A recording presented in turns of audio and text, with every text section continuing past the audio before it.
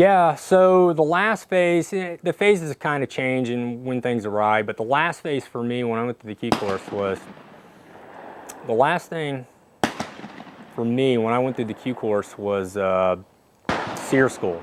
I was in SEER school on September 11th. And that changed everything. So I knew I was going to 5th group. I already got orders to go to 5th group, the Middle Eastern group. And at that point on, you know, you're just going to deploy. So I show up to 5th group, they're already launching teams.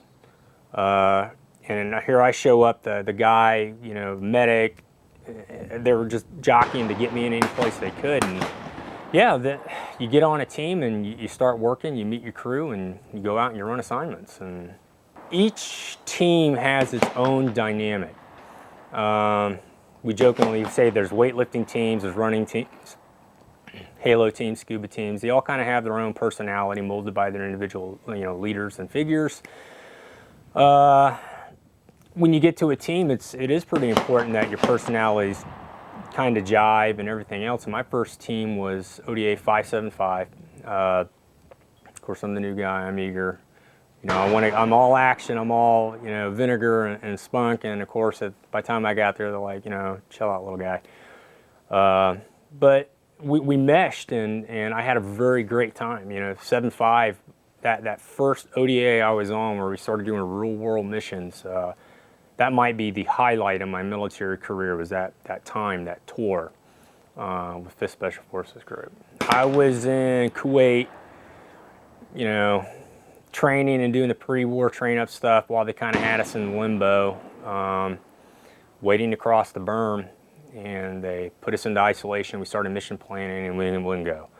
Put us into isolation, we started mission planning, and then we wouldn't go. By the time they said, all right, get in there, you know, kind of like, all right, you know. But I remember when we crossed the berm, and I don't remember the name of the town in Iraq now. It's right at the very southernmost tip. We had got reports back that when you crossed into the border, you know, the locals were bum rushing trucks and pulling off water and food because they had been isolated. We knew that. So my first experience in Iraq proper with the people and everything that's going on, despite the war and everything we were doing, was driving through a town, getting bum rushed by the locals, and, you know, having to, because we had the heads up, we pulled out broomsticks and everything else, and we knew to push it off. And then my team leader at the time played an AC/DC song, Highway to Hell, over the radio. How fitting. And, you know, my real career in SOF kind of began like at that moment. You know, I have deployed everywhere. Some places, you know, I've deployed too. But, you know, it's kind of a loaded question when you ask guys how many times they've deployed, because guys, the duration of deployments are, you know, varied anywhere from 18 months for some units to only 4 months for specialized units. So we tend to, you know, evaluate things, and total number of months deployed in what I call GWAT, or OCO now, in the theaters of Iraq and Afghanistan. I've got somewhere between, I don't know, 40-ish months of combined, like, classic deployments. It's different people, it's different cultures. I mean, you're doing a lot of you're adopting a lot of the same strategy. You know, you can take the successes from one area and apply that template to another, but then you have to kind of mold it to the nuances of where you're at, the things they like to do or don't like to do, and this is just as important. And you also got different military command climates. The moods are different. What people are willing to do is different. So you can take your experience, and I'll give you an example, you know, walking in a wedge, a simple, you know, I'm going to walk in a triangle.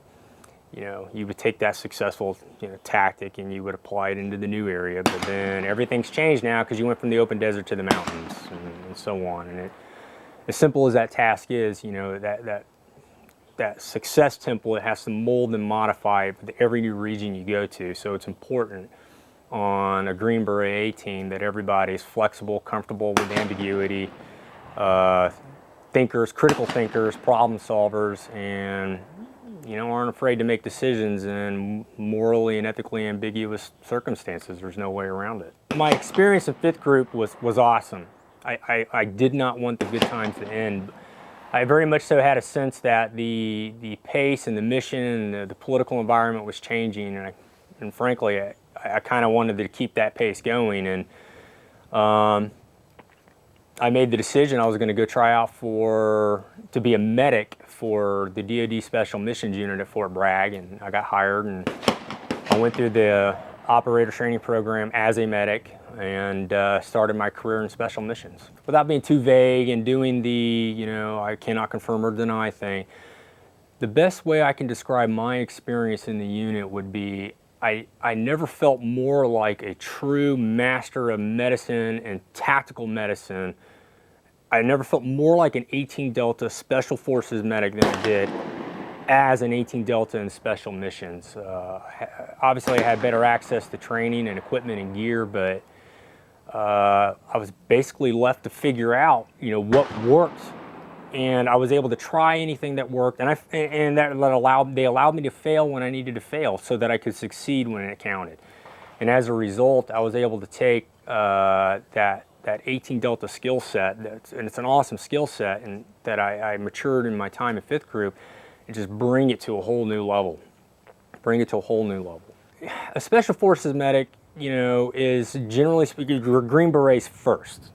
The mission comes first. That carries over into all of our medicine. Mission first. You're an operator, to use the term, before you're a medic.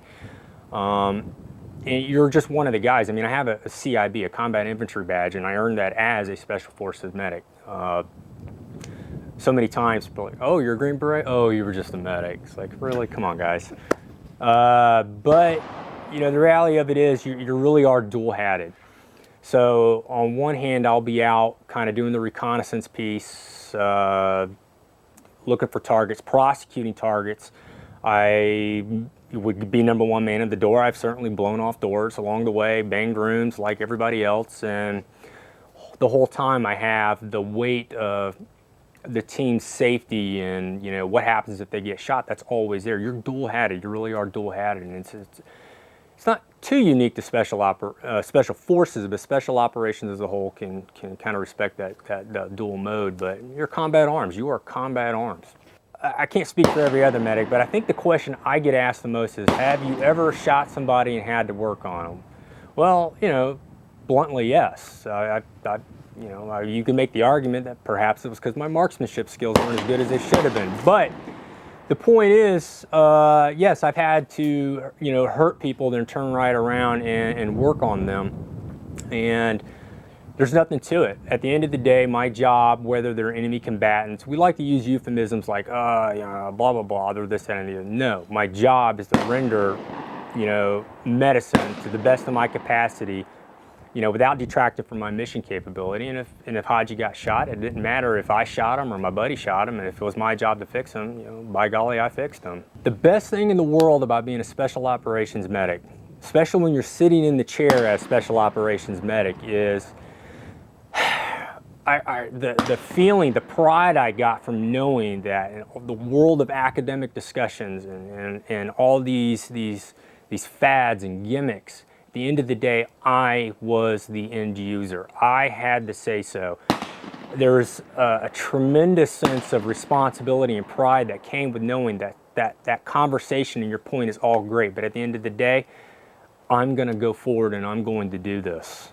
It's going to be me. It's not going to be the surgeon. It's not going to be the backup. It's going to be me. I'm going to be on the hot seat. That is a big point of pride for me in my career. Was going back and forth with surgeons who thought, oh, you're a D student from Powder Springs, Georgia. I am not going to teach you how to do this. And I remember thinking, it's like, well, my comeback can only be, hey, I'm going to do this out in the world with real people. You can choose to help me do this, or you can send me out the door knowing I'm going to do this. And usually they bought off on that.